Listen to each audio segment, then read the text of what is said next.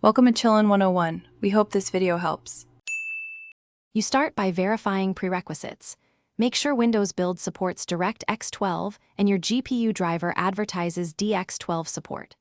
Once done, create a system restore point so you can revert quickly if anything goes wrong. Next, run DXDiag to confirm the current DirectX version and save the report. Then, download the latest driver package from the GPU vendor or use Windows Update for optional driver updates. These steps ensure you have a restorable baseline and the necessary software to switch the runtime. Now you remove the old driver cleanly to avoid conflicts. You can uninstall through Device Manager or run the vendor's cleaner tool. Do not skip a clean uninstall.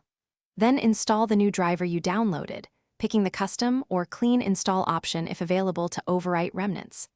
After installation, reboot immediately. Once back up, check Device Manager for the driver version and run DXDiag again to confirm DirectX 12 is recognized. This sequence replaces runtime components and registers the DX12-capable driver with Windows. Finish by opening your game or app and switching its graphics API to DirectX 12 or add the provided launch flag /setting.